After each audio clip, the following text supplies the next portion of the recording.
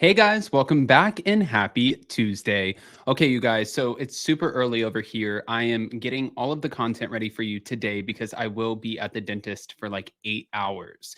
I know you guys have been checking up on me and I really appreciate that. Total elective. I went and had the top part of my mouth done and now I'm getting the bottom part done just to match it. But I'm working with the most amazing doctor. Her name is Dr. Jenny Perna, and I'm always tagging her on social media. So you have to check her out. She is an artist. But with that, we're not back to talk about me. No. We're back to talk about Todd Chrisley, who released a letter on his social media, much like Jen Shaw's kind of been doing. She's been putting out social media content, but we know that's Murillo, her former assistant.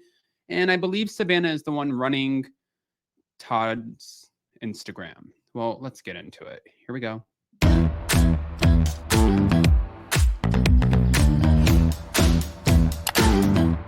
Cause no one can do it like we do it, like we do it, like we do it. Cause no one can do it like we do it, like we do it, like we do it. Okay, you guys. So I believe that Todd Chrisley is at the point right now where he is trying to definitely share what the conditions are of the prison that he's at, but also I think that they are trying so hard to get this appeal and be able to go on house arrest. I'm going to share with you the letter. So if you go to Todd Chrisley's Instagram, there are two letters, but this one is the one I wanted to share. And Todd Chrisley wrote, "This letter came to Savannah Chrisley's email from a whistleblower. Imagine this, the irony of a government shutdown looming, and I receive an anonymous email from staff at the Bureau of Prisons, FPC, Pensacola, voicing their concern about the inhumane working conditions. Now, if the conditions are inhumane for staff, that means that they must be inhumane for the inmates too. How could the warden let this happen? What is the union going to do about it? Is the media, AP News, Fox News, CNN, reporting on these conditions affecting staff and inmates?" Okay. So here is the letter. I mean, wow. "I work with the administration at Federal Prison Camp Pensacola. I arrived when Warden Woods was leaving, worked with Warden Joseph and now Warden Salisbury. The inhumane conditions that I've been forced to work in have only gotten worse. My coworkers and I are working in the conditions that keep myself and all the staff vulnerable to respiratory issues because of the black mold that is out of control." Wow. The air conditioning, the air conditioning barely works in some buildings and not at all in others. Take the chapel, for example. Hmm. The chaplain just retired because of no air conditioning in the chapel nor in her office, amongst other complaints of racism. While the staff on the psychology side of the chapel building maintained running AC, for 4 months now, the air conditioning has been out in that building. Temperatures soar to over 100 degrees when there are multiple people in the chapel at one time.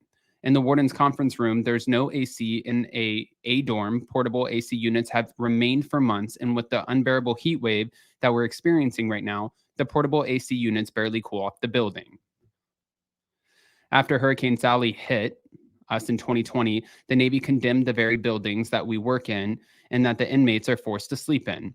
There's literally black mold in every building, and the infestation is so bad that it's made several staff sick. One of our medical contractors has a complaint filed right now because of black mold in the closet of the x-ray room, which makes it hard for her to breathe. Heat and mold is a horrible combination. It's a feeding ground for the mold to grow out of control, which it has. Recently, the warden instructed Jennifer Lindsay Combe, our head of facilities, to use chlorine on the black mold in control. Jennifer used inmates from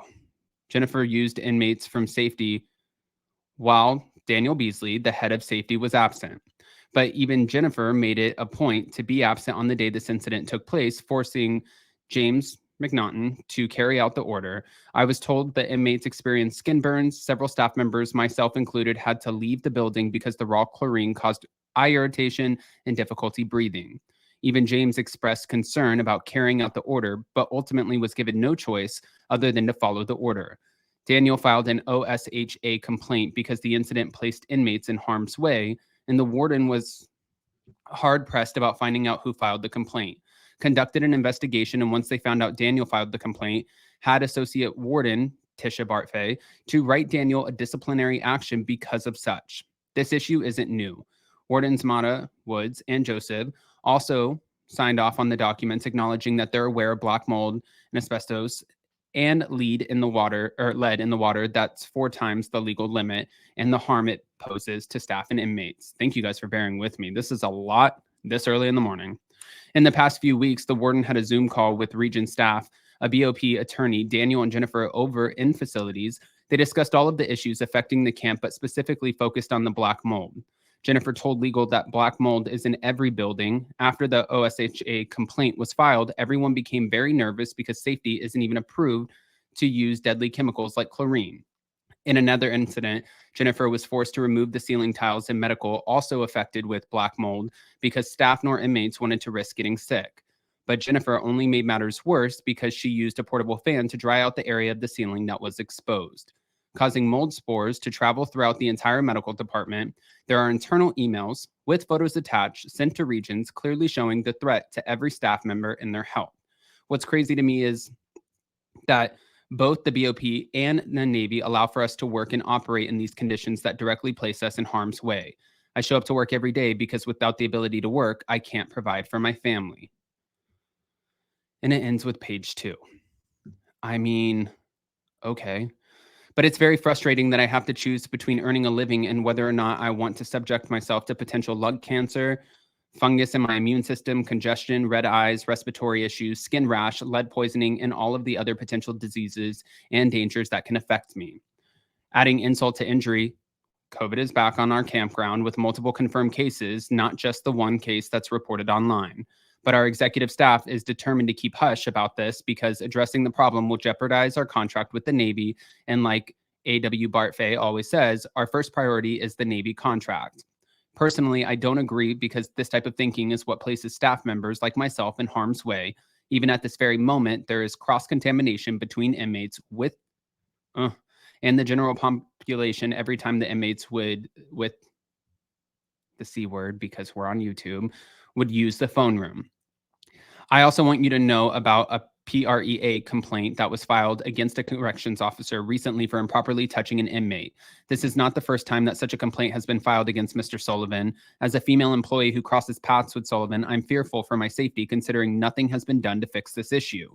Sadly, I can't share my identity because I could be retaliated against and lose my job. The warden has created such a hostile work environment, pitting everyone against one another, and is so vindictive that I can't afford to disclose my identity. Even A.W. Bartfay despises the warden because Salisbury practices plausible deniability with everything and forces A.W. Bartfay to literally sign everything. But I can assure you that I speak for many staff members when I say we desperately need your help. Between the inhumane work conditions and everyone hating the warden, there is so much going on here from the day to day that the morale is the lowest I've ever seen it. The union is supposed to protect us and represent our best interests. The union is supposed to ensure that we're treated fairly and right. Our camp is another Camp Lejeune waiting to happen. Please help. Wow. All right, guys. Well, Savannah Chrisley has said that she is going to continue to put this information out there and she's going to share as much as possible. So I want to hear what you guys think about this. Definitely chime in. I mean, no condition should be like this. I understand last time I mentioned something like this, people were like, he's in prison. But guys, I don't think that, I mean, the workers are not in prison. They're working at a prison. I mean, these are just inhumane conditions. And if a staffer is writing in about it, go ahead and comment below. Let us know what you think. And more importantly, before you go, smash that like button, show some love, and we'll see you next time.